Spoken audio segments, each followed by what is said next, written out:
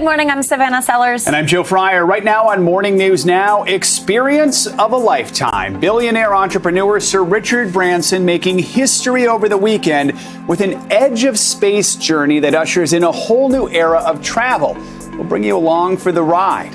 On the rise as families begin to prepare their children for back to school, COVID cases are surging in unvaccinated parts of the country. But America's youngest bear the brunt of the new wave? We'll bring you the CDC's latest guidance on in-person learning. Red, white, and green. This week, NBC News takes a closer look at the health and economic impacts of America's cannabis industry. And this morning, a new warning about high-potency pot. Frightening physical side effects you should know about and what one state is doing to crack down on dependency. And letting off steam, a ramen restaurant owner from Louisville is making headlines across the country this morning for treating his staff to a bit of a post-pandemic vacation, a week in Vegas. Our conversation with the spot's owner himself coming up later in the hour. So where are we going, Dad? Yeah, I know, right? We'll make a list of places and give them to our boss and see. Please. Yeah. It's pretty hot there right now. I don't know if that's our top pick. Actually, I was going to say no, but anyway, we'll take wherever. Yeah. All right, first up, the Delta variant has become the dominant strain in the U.S. And even though vaccines are readily available, both coronavirus cases and hospitalizations are trending upward. Yeah, majority of those new cases, though, are in states and communities with the lowest vaccination rates. Pfizer will soon begin asking the FDA to approve a COVID vaccine booster and eventually a shot specifically to target the Delta variant. Reuters reports Israel is already starting to give Pfizer's COVID booster shots to its more at-risk citizens. To cover the concerning coronavirus trends, let's bring in NBC News correspondent Sam Brock in Miami and NBC News medical contributor Dr. Natalie Azar. Good morning to both of you. Sam, I will start with you and the troubling rise of COVID-19 cases. And actually a really troubling stat is that it's especially in younger people as we just continue to learn more and more about this virus. Sam, what are you finding in Florida? Savannah, Joe, good morning. Good to be with you. Look, nationally, the 7-day average for new cases is up 16%. But in the state of Florida, it is 3 times that, Savannah, 48%. And we're seeing surges certainly in rural parts of the state. But Miami-Dade, where I am, still has a positivity rate above 5%. Same thing for Broward. That's really elevated. We're about a month away for so many students going back to school. And with unvaccinated parts of the country right now under siege from the Delta variant. This morning, warning signs are flashing for the more transmissible Delta variant, which makes up more than half the country's new COVID infections, permeating pockets already vulnerable from low vaccination rates. For those who are not vaccinated, how much more aggressive is the Delta strain? Yeah, this is the worst strain of the virus we have seen throughout the whole pandemic, by far. It is way, way, way more contagious. In a matter of hours, representatives from Pfizer will meet with the nation's top health officials to discuss the need for a possible third booster shot. So far, the CDC says there's no evidence that Americans should get one after 6 to 12 months. It will have to be based on solid data from both laboratory and clinical studies. At the moment, those declining to get their first or second shots have catalyzed an alarming uptick in trends. New infections have risen 16% week over week, with hospitalizations jumping 8.6%, though deaths are still declining by 25%. Younger adults are increasingly bearing the brunt of the latest wave. We're seeing disturbingly young people in the hospital. We're seeing pregnant women in the hospital who we could have protected not only themselves, but also their unborn baby. In South Carolina, the governor has asked the health department there not to go door to door to increase vaccination rates, while at the CPAC conference in Dallas over the weekend, cheers. And it isn't happening, right? There's a... When a speaker pointed out the lagging vaccine numbers, something Dr. Fauci called horrifying. In 14 states, less than 40% of the population is fully vaccinated, with Alabama, Mississippi, and Arkansas ranking lowest. It all comes as the CDC says schools should prioritize in-person learning, giving the green light to fully vaccinated students and teachers to ditch their masks. Though California will still require face coverings for everyone. I don't want to wear my mask anymore, but I'm used to it. Oh, so Sam, where do things stand with getting both teachers and students vaccinated there? Yeah, Savannah, here's the problem. Big picture, the CDC reveals that everyone 12 to 15 years old in this country, only about 31.5% of them have received at least one dose. When you look at 16 and 17-year-olds, it's a little higher at 44%. Nowhere close, though, to where the Biden administration would like those figures to be, as we are about 5 weeks away from many places in this country from the school doors opening. Yeah, Savannah? absolutely. So much to watch for as we try to get kids back in the classroom. NBC's Sam Brock, thank you so much. Let's now bring in Dr. Natalie Azar. So, Dr. Azar, let's start with the boosters. Pfizer says a booster vaccine dose will add an extra layer of protection against the virus. Dr. Anthony Fauci went on CNN yesterday to talk about whether people even need one. Let's listen.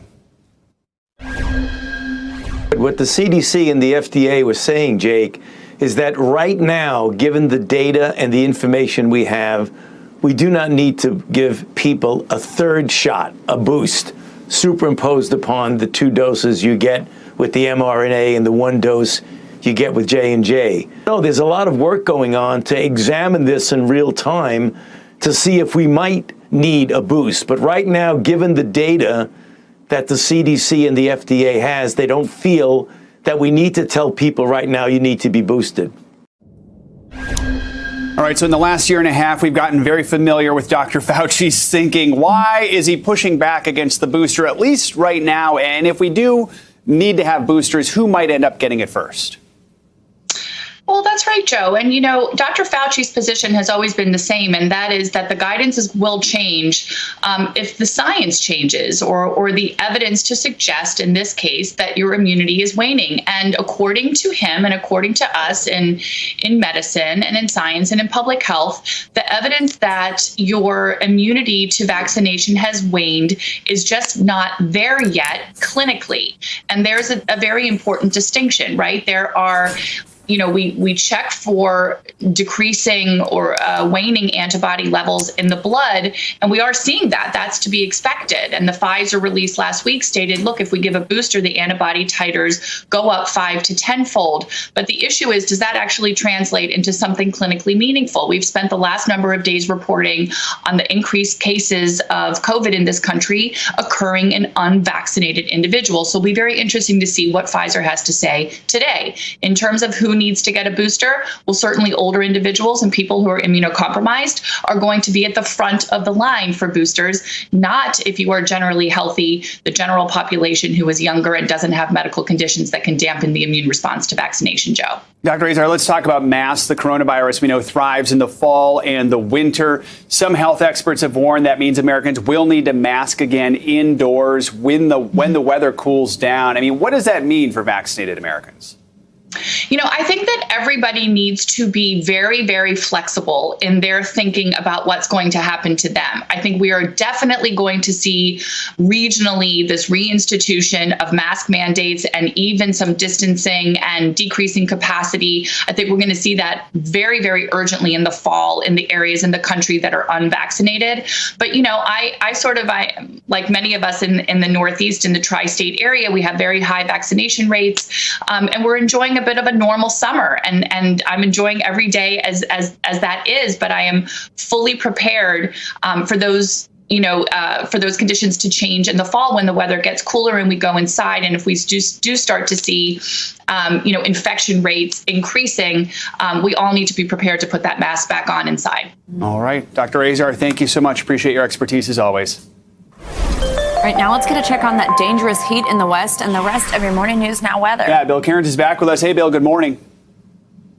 Hey, good morning. So many headlines out there. Let's just start with a little recap of what happened in June. I know it was a week and a half ago, but it took that long to get all the numbers added up. It was the hottest June we've had in 127 years of records. The average temperature was almost a full degree warmer than the previous record. We had 8 states reporting their number one hottest June on record, even 2 in the Northeast, and we had a bunch in the West, as you would expect. And, of course, we had the epic heat wave in the Northwest, where we had Seattle, first time, 3 100 days in a row. Portland, all-time new record high of 116 degrees. And even in the Northeast, Boston had its first 100-degree day since 2011, and New York had 2 heat waves in the month of June alone. So yeah, June was an impressively hot month. And now we're starting to watch these fire numbers beginning to add up, and they're adding up early. So the columns on the left was 2018 was the record for acres. We more than doubled that last year. Now we're just starting to get into our fire season. So we've only had 74,000 acres burned.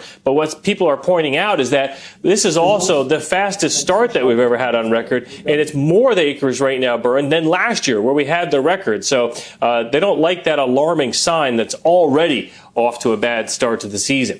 As far as what we have to worry about today, flash flooding, moderate risk of flash flooding over the New York City area. We're expecting it right during the evening rush hour. There's a lot of moisture in it. We're going to get thunderstorms with just a tremendous amount of moisture, possibility of 2, 3, maybe even 4 inches of rain, maybe possibly locally 5. If you imagine that on top of the soggy soil, guys. So you guessed it. If you have any travel plans around New York City later today, especially 6 p.m., it could be kind of nasty. And a lot of parts of the country would love to have that rain right now instead of New York. They really need it. Yeah. All right. Thank you, Bill. We just.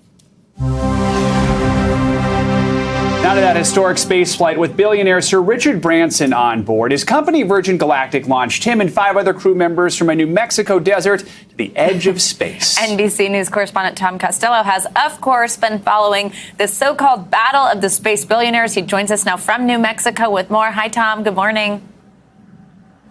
Are you guys jealous or what? Look at the sunrise here in southern New Mexico.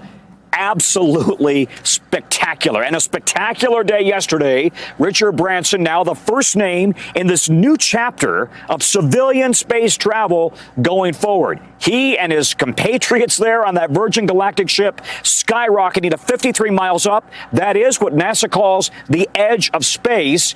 And now Branson is hoping that this opens the door for a new age in civilian space travel. Release, release, release. This morning, the space race between billionaires has a winner. That is a full duration burn, folks. We are headed to space. Blasting off 46,000 feet above the New Mexico desert on Sunday at speeds over 2,300 miles per hour. Sir Richard Branson and a crew of 5 others aboard Virgin Galactic's Unity spaceship soaring to the edge of space.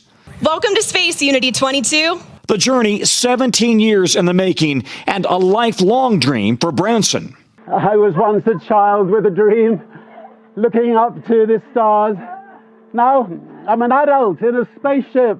Their flight reaching 53.5 miles high, affording the crew roughly 4 minutes of weightlessness and a truly out-of-this-world view before descending and returning home. It's a complete experience of a lifetime.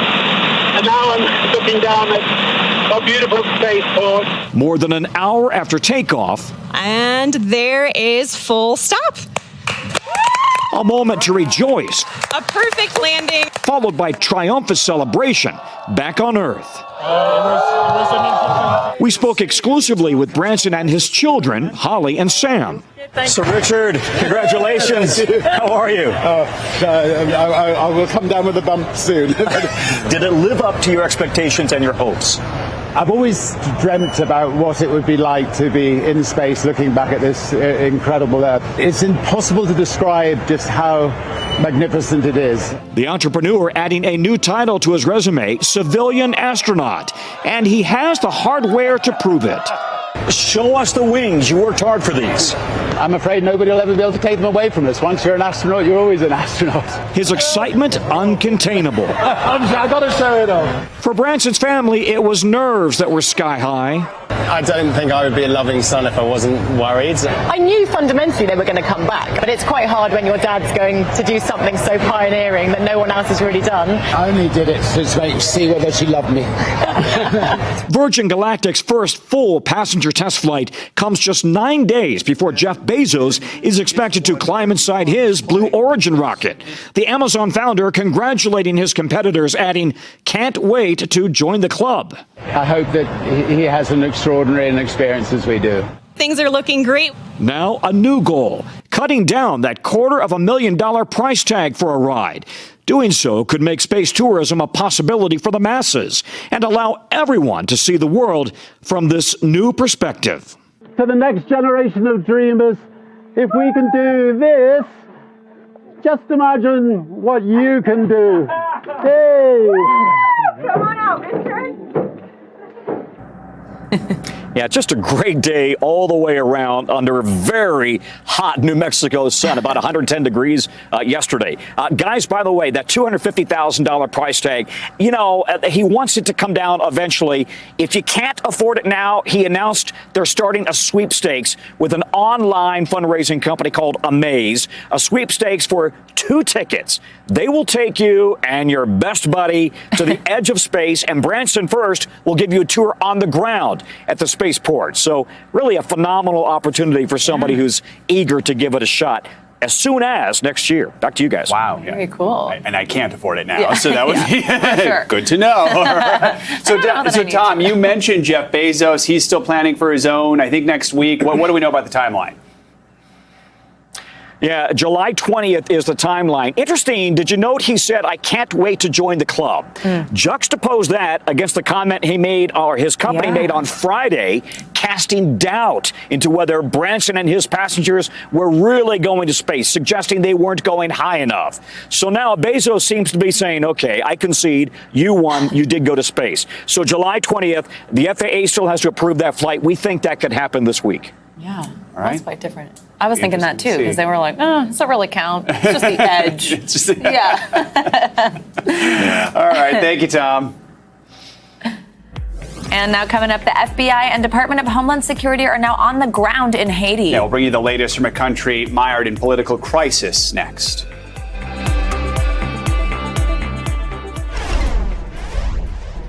Welcome back. The commander of U.S. and NATO forces in Afghanistan is stepping down today as American troops withdraw.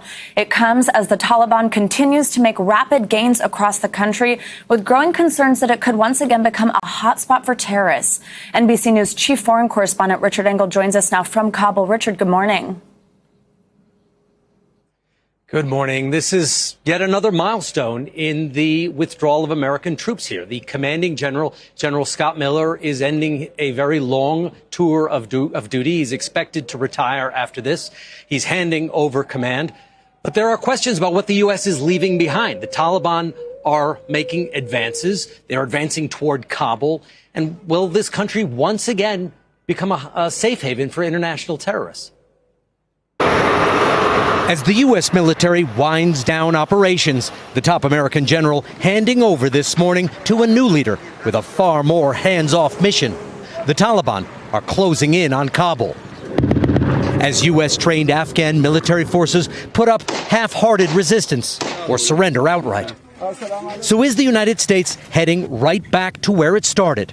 The U.S. invaded Afghanistan nearly 20 years ago because the Taliban were in power. And they hosted Osama bin Laden, whose group Al-Qaeda was responsible for 9/11. Now, one military unit is still fighting hard to prevent future bin Ladens from taking hold: the elite Afghan commandos. I recently saw them in action, attacking a Taliban safe house. What about foreign fighters, extremists, terrorists? We understand that they are starting to come back in once again. These people who are coming to create troubles and problems for the world, for the future, as they did in 9/11. Even worse than 9/11, I'm telling you. Fawzia Kufi is a member of parliament and a negotiator with the Taliban. Extremists tried to assassinate her twice. You have been in war, and in war people don't distribute sweets. They kill each other. So do you think those who actually have been killed, they will not go for revenge and hostilities? They will. I put that question to Mutassim Agha, a former Taliban leader who knew bin Laden. Will Afghanistan once again become a base for international terrorist attacks? The Taliban signed a peace deal with the United States, and a main point is that the Taliban will not allow any terrorist groups to operate in Afghanistan, he says, adding there will be more guarantees once the Taliban are in power. The former Taliban leader, who still maintains close ties with the organization, said that, this is his interpretation, once the Taliban take over, it will be up to them to keep al-Qaeda, ISIS, and other even more radical groups, he called them terrorist groups, out of the country. And he wants the United States militarily to help the Taliban do that. Savannah. All right, Richard, thank you so much. The political crisis in Haiti is intensifying after the assassination of that country's president. Senior FBI and Homeland Security officials are now on the ground to help with the investigation. Yeah, and we have NBC News correspondent Gabe Gutierrez here on set with us with those latest developments. Gabe, it's good to see you. Good morning. Savannah and Joe, good morning. It's good to be here. Haitian authorities announced the arrest of a third suspect overnight with ties to the U.S., calling him one of the intellectual authors of the attack. 5 other suspects are still on the run amid a spiraling political crisis that the U.S. is closely watching. This morning in Haiti, urgent calls for help.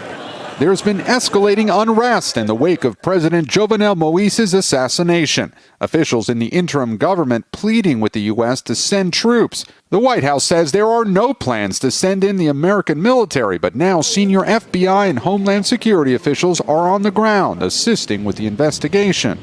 And I think that's really where our energies are best applied right now, in helping them get their arms around investigating this incident and figuring out who's culpable, who's responsible, and how best to hold them accountable going forward. Former Haitian Prime Minister Laurent Lamothe is calling on the international community to do more. This is an opportunity to really help Haiti get to the bottom of this, to solve this problem and find those killers. Because until we do, there will never be peace in Haiti. The FBI joining an international team of investigators also looking into the stunning murder. Authorities say the killers posed as U.S. drug enforcement agents while storming the president's home. The nation's police chief now says at least 29 people were involved and 24 have been arrested or killed, including 18 Colombians and 3 men with American ties. Overnight, Haiti's police chief said a Haitian-born doctor living in Florida was arrested, calling him a central suspect in the investigation and suggesting he was planning to install himself as the next president. A relative of another one of the accused says he can't believe it. He never get in trouble with nobody.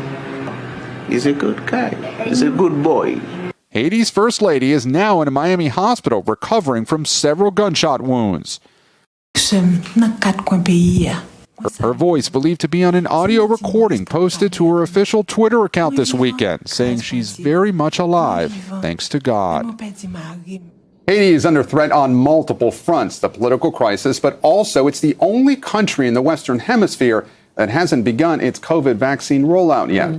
The U.S. is now promising to send vaccine doses as well to Haiti. Oh, wow. Something else to watch for there. Absolutely. Thank you. Let's take a look at what else is making news around the world this morning. We have Janice Mackey-Fair back with us this hour. Hey, Janice. Hey, good morning, Savannah and Joe. It is a tale of 2 COVID countries. If we look at the UK and South Korea, cases are on the rise in both places, but what's going to happen in the next few weeks is very different. In the UK, we are a week away from lifting the lockdown. That will happen next Monday. It was supposed to happen a month ago, but it was extended so more people could get vaccinated. But the government is still cautioning that the pandemic is far from over, and caution is vital. Meanwhile, in South Korea, they're going the other way. They're expecting infections to double by the end of July. So the lockdown is returning to Seoul and neighboring regions. In Israel, a landmark court ruling will end a ban on surrogacy for gay parents. Within 6 months, same-sex couples, as well as single fathers, will be able to go through the legal process of having children via surrogacy. This is a decade-old challenge that's being hailed as a major advance for rights in Israel, but it is being challenged by some religious groups. However, the new coalition government that came to power last month says that it will uphold the court's decision. Former President Barack Obama is carrying on a tradition he started in the White House, sharing his summer playlist of songs he's been listening to lately. It includes new artists and music like Masked Wolf, J. Cole, and Her, but it's also got some classics by artists like Stevie Wonder. You can see the full list on the former president's social media or find the playlist on Spotify. It's also got some Jay-Z, some Rihanna, Joe. It's a pretty good list. Yeah, it is. he seems like he knows more than I do, certainly about. I know, right? Yeah, he's just cooler than we are. We are. That's it. That's what I was trying to say. Yeah. Thank you, Savannah. Yeah. Colorado's well known for being the first state to legalize marijuana in the U.S., but now officials are taking a more regulatory approach after concerns of potential health problems in young people related to what's called high-potency THC. NBC News correspondent Steve Patterson has more as part of our week-long series, Red, White, and Green, examining marijuana in the U.S. Hey, Savannah, Joe, good morning. You know, for about the last decade or so, we've heard the virtues of medical marijuana as pot has become legal, and certainly people have benefited greatly from a medical product, but there is a dark side to it, specifically when you look at these high-potency medical marijuana products that could have as much as 90% THC. Well, now teenagers are getting their hands on it. One state says enough is enough. They said they were the leaders in legalization, and now they want to be the leaders in regulation as well. Here's what they told us. Colorado teenagers Will Brown and Jasmine Block are united by the all-too-common bond of addiction. My life is falling apart around me. I started using it just to feel like I could function. The pair, now sober, both say they got hooked on a high-potency form of marijuana extract. It's sold as edibles or oils, known as wax or shatter, that contain as much as 90% of the psychoactive THC, the chemical that gets you high. Compare that to the hippie high you may have grown up with. That pot had between about 2 to 5% THC. While millions do benefit from medical marijuana, in some cases, researchers have linked these new, more powerful concentrates to physical dependence, psychosis, and anxiety. When these patients come in, and they have repeated vomiting or acute psychosis, they tell us it's super hard to stop, which says to me it's addictive. How do you know that these are directly THC reactions? So we track it by urine drug screens, and that tells us THCs. Officially the law of Colorado. The rise in cases like these are such a cause for concern that Colorado's governor just signed a new law to track and limit the purchase of high-potency pot. Right now in that state, anyone 18 or older with an easy-to-get medical marijuana card can buy 40 grams of concentrates a day. When the law kicks in next year, that drops to 2 grams a day for anyone aged 18 to 20, and just 8 grams a day for anyone over 21. Digital tracking will monitor daily sales, and those marijuana cards will be tougher to get. The hope is the new regulations will also cut down on how much drugs get illegally resold to kids. Kids should not consume cannabis. The state's multi-billion-dollar marijuana industry group agrees there should be regulations, but that limiting potency teeters too close to prohibition. Cannabis in Colorado, both on the medical side and the adult use side, is very, very popular. People are going to make what people want to buy. He will never recover. For State Representative Judy Amabile, getting this law passed was deeply personal. My son started smoking pot when he was in the 8th grade, and when he was a freshman in college, he had his first psychotic break. Amabile's son was diagnosed with schizophrenia, a condition she believes may have been caused by, or at least exacerbated, by his years of long daily marijuana use. I know that being high makes his psychosis worse. But with new regulations on the way, for other families like hers, there's hope. And as more states legalize marijuana, it's a move that could set a precedent for the rest of the nation. And just an update on the teenagers we spoke to, Will and Jasmine. Both of them say that life has never been better. Both of them say that they are sober. And both of them say that sharing their story is so important to try to prevent other teens from experiencing some of the things they did. And as part of that, both of them spoke on the House floor to try to push that legislation forward. Guys, back to you. All right, Steve Patterson, thanks so much.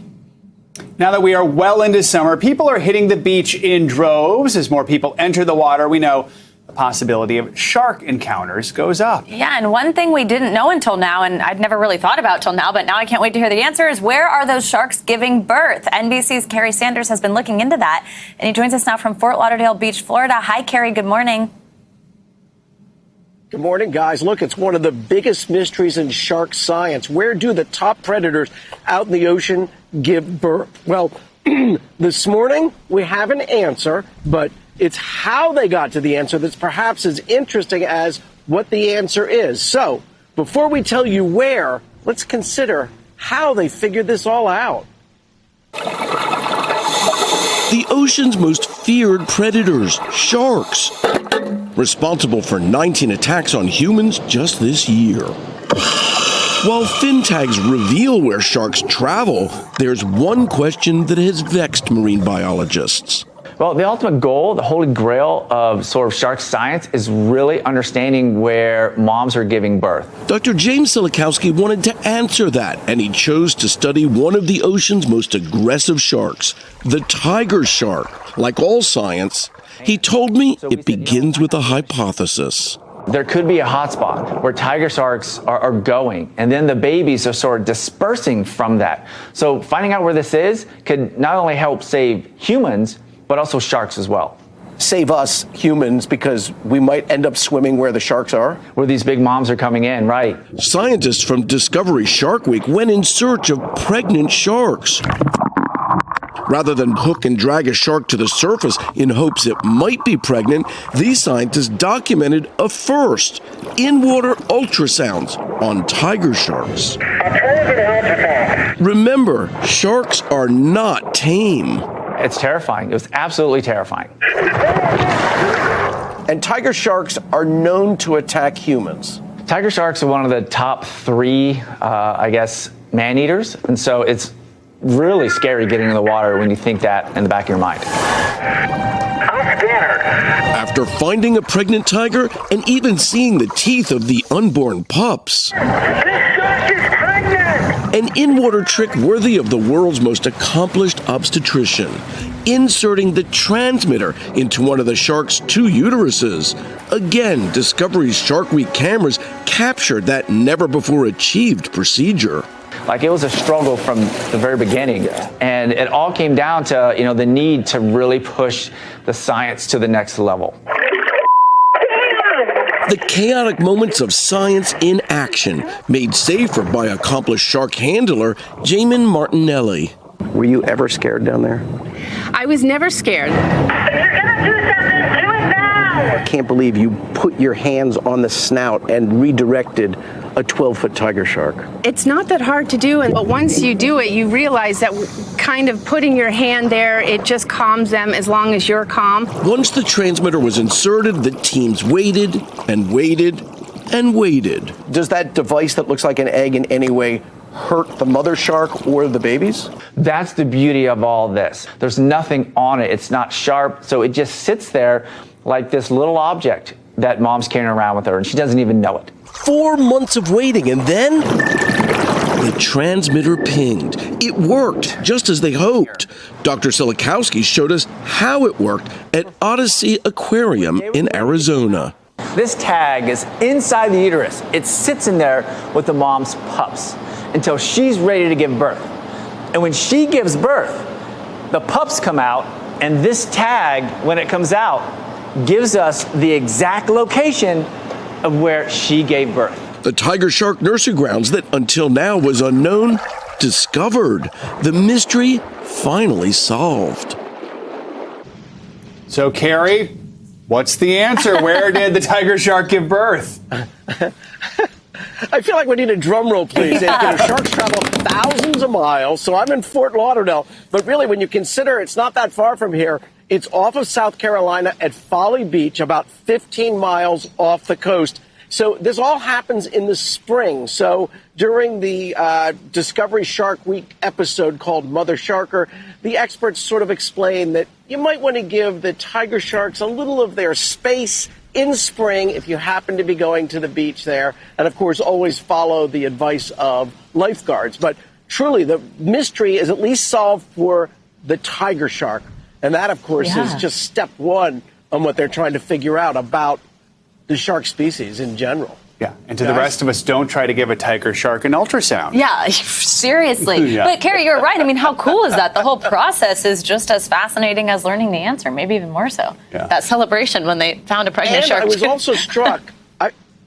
I know, and I was also struck by Jamin Martinelli, who said, "Yeah, it's no big deal to put your hands on a tiger shark and redirect it." I was like, "Really?" No, I wasn't scared. Okay, wow. Yeah. Gary, thank you so much. You go, girl. Yeah, exactly. Yeah.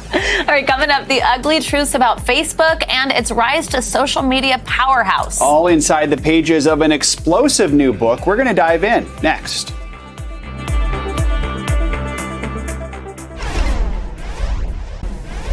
A new book about Facebook and its leader, Mark Zuckerberg, that's out tomorrow makes powerful claims about the company's vast influence and repeated mistakes. NBC's Jake Ward got an exclusive look at the book and sat down with its authors. He joins us now outside of Facebook headquarters. Hey, Jake, good morning. Good morning, Savannah. That's right. You know, in their explosive new book, the authors paint a portrait of a company bent on growth at all costs. And they say that it ignored years of warnings that what Facebook had built was divisive and even dangerous. To its nearly 3 billion users, Facebook's mantra is to connect people. But a new book suggests the truth is much more ugly. What is an ugly truth about Facebook? In order to keep growing in the way that Facebook has grown, people are going to continue to get hurt. Shira Frankel and Cecilia Kong are award-winning investigative reporters for the New York Times. In their new book, they tell the inside story of Facebook between the 2016 and 2020 elections. We had over 400 people, mostly employees currently there or who have left, who have confided in us what they think are very, very troubling patterns within the company. They say most of their sources were anonymous because they feared retribution from Facebook. And they say the founder, Mark Zuckerberg, believed in growth at any cost. Take Donald Trump, whose inflammatory speech and false claims violated Facebook's guidelines but kept users engaged. Trump had 30 million followers. He was driving people daily. So they say the company allowed him to remain, creating a no fact-checking for politicians policy because such posts were newsworthy. Zuckerberg placating the president in person at the White House. He asked his advisors to give him something that he could offer to Trump, and that was the data that showed that Trump had the highest engagement of any other politician in the world. That little piece of data made Trump very happy. Facebook counters that Zuckerberg routinely meets with world leaders like any CEO. I love you, and it's freezing out here. It was only after the Capitol riots on January 6th and Trump's incendiary speech that Facebook banned him for 2 years. This is a criminal enterprise. But the book claims that when Facebook's own research showed that promoting more good news on the site actually caused people to spend less time there, it decided against making changes that would hurt its bottom line. In order to keep being profitable, they need you spending as much time as possible on Facebook. If that means showing you news that's bad for the world, then that's going to be what they show you. We've asked for numerous times for a copy of the book and weren't unable to get a copy of it. Robert Trainum is Facebook's head of public affairs. He denies the company relies on bad news to keep us engaged. It is not in Facebook's interest, both from a reputational standpoint and from a financial standpoint, to push our users to negative content. A lot of people complain about how divisive our world has become. Do you think Facebook bears any responsibility for that? What we've seen on our platform is the world coming closer and individuals building community. But these authors say Facebook profits from our attention and endangers everyone. Even if you don't use Facebook, viral rumors, conspiracies, misinformation are formed there. You can see how being part of a group where everyone's pushing the same piece of misinformation might make it seem true. Now, Savannah, the company says that this book cherry picks facts and has interviewed only disgruntled individuals, but the authors vehemently deny that, pointing to 400 employees which confided in them for the book, Savannah. All right, Jake, fascinating look there, and I know it's a rarity to get somebody from Facebook sitting down in an interview, so great reporting. Thank you so much. Coming up, the staff at a Louisville ramen spot who were given the ultimate work trip. Yeah, their boss joins us live to talk about why he took his workers to Vegas. Next.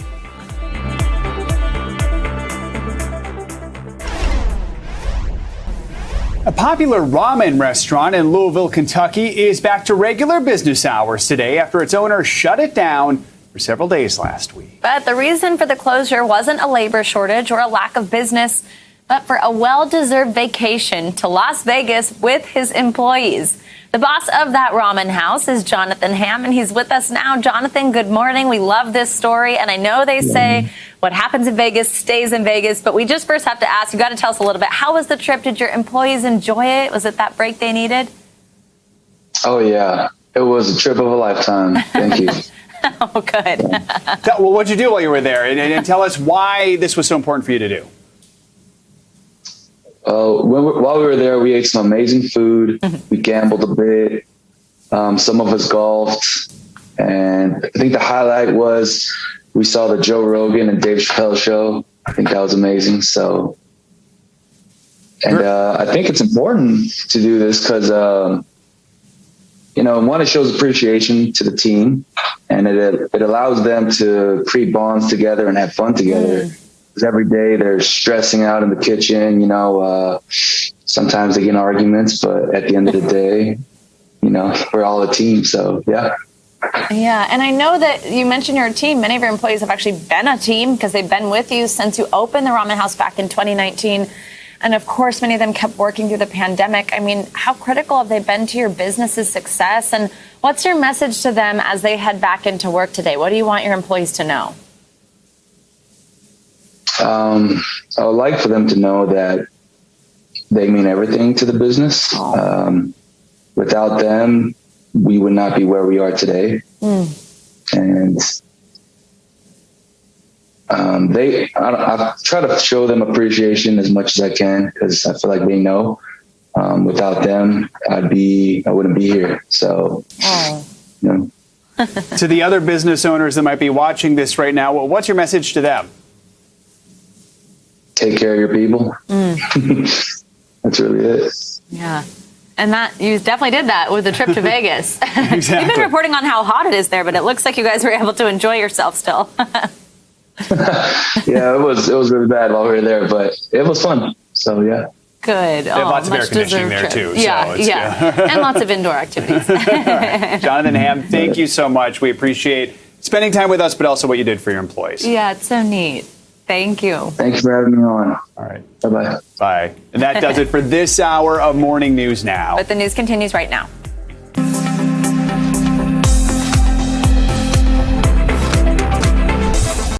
Hey, NBC News viewers, thanks for checking out our YouTube channel. Subscribe by clicking on that button down here and click on any of the videos over here to watch the latest interviews, show highlights, and digital exclusives. Thanks for watching.